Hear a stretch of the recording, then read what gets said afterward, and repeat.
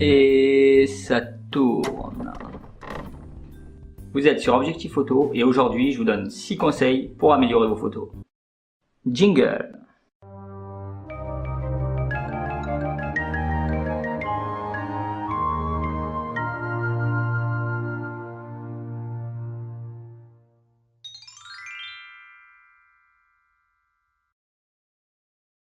Si vous voulez évoluer en photographie, vous serez obligé de passer par là.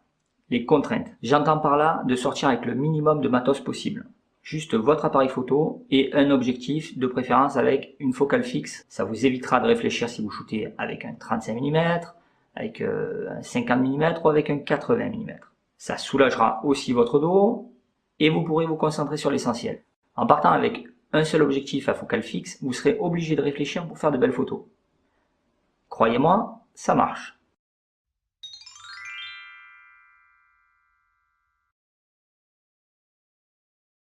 Shooter moins pour shooter mieux. C'est un peu bizarre de dire ça, non? Bref, depuis l'arrivée du numérique, on a tous tendance à faire beaucoup trop de photos en se disant que ça coûte rien à part un peu de place sur notre disque dur. Le souci avec cette méthode, c'est que vous allez shooter tout et n'importe quoi. Vous allez vous retrouver avec 200 photos à trier en rentrant chez vous, que vous trierez très probablement jamais. Et sur ces 200 photos, il n'y en aura peut-être qu'une seule ou deux de vraiment bien, qui vous plairont vraiment et qui mériteront d'être gardées pour montrer à vos amis, etc. À partir d'aujourd'hui, je vous propose quelque chose, c'est qu'au lieu de prendre 200 photos un petit peu n'importe comment, sans trop réfléchir, vous allez en prendre que 20.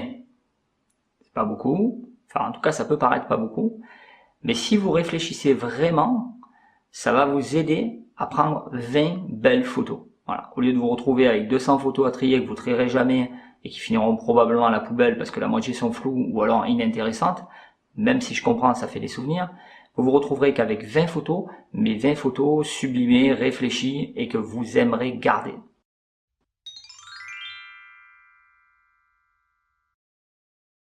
Prenez votre temps. Je vois beaucoup trop souvent des gens prendre des photos sans réfléchir.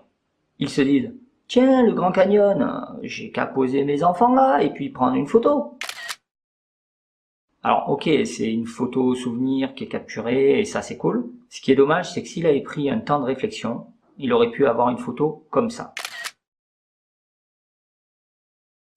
Est-ce que j'ai vraiment besoin de vous expliquer ?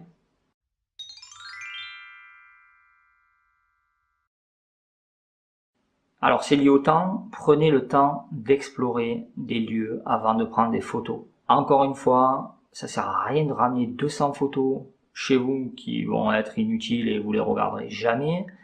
Autant en prendre que 3-4, ça suffit largement à capturer l'essence et l'ambiance d'un lieu.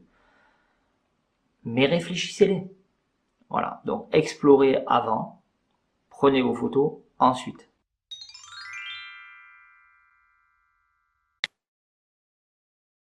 L'équipe de production s'excuse par avance pour le nombre de fois que vous entendrez le nom du Mont Saint-Michel dans cette séquence et vous souhaite une bonne vidéo.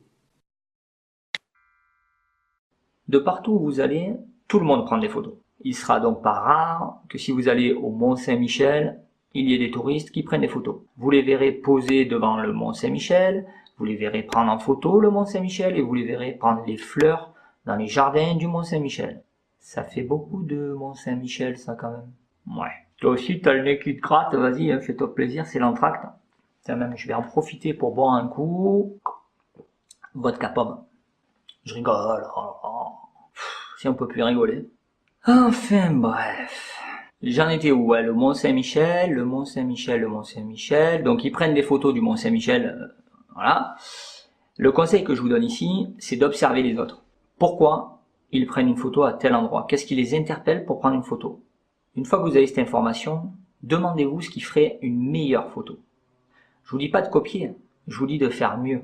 Je me répète, mais le but c'est pas d'avoir la photo que tout le monde a. Une photo du Mont Saint-Michel, vous en trouverez des millions et malheureusement elles se ressemblent toutes.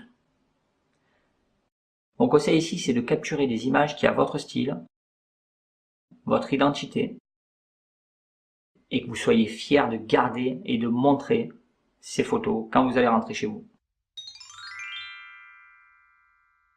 Se tenir prêt. Tout à l'heure je vous ai dit de jamais vous presser pour prendre une photo. Et c'est vrai, c'est jamais une très bonne idée. Par contre, par moment, vous n'aurez pas le choix. Parce que la lionne qui attaque une gazelle, généralement, elle s'arrête pas pour poser. Le dernier conseil que je vous donne, c'est d'être toujours à l'affût.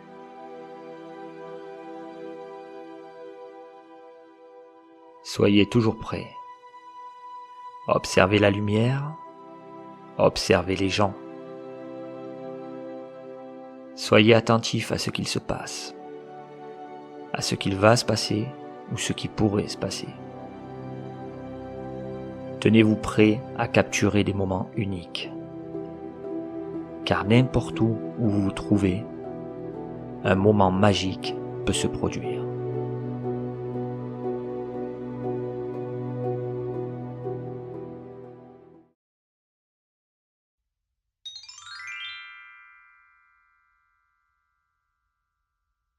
Alors les conseils c'est bien, mais les appliquer c'est mieux. C'est pourquoi pendant 2 semaines, je vous propose de m'envoyer 1 ou 2 photos sur le thème de l'été. Ça peut être par exemple un coucher de soleil à la mer ou ce que vous voulez qui vous fait penser à l'été. Et je présenterai vos photos dans une prochaine vidéo. Sauf s'il y en a 2000, ce qui m'étonnerait beaucoup. Dernière chose, vous le savez, j'aime pas les fins de vidéo.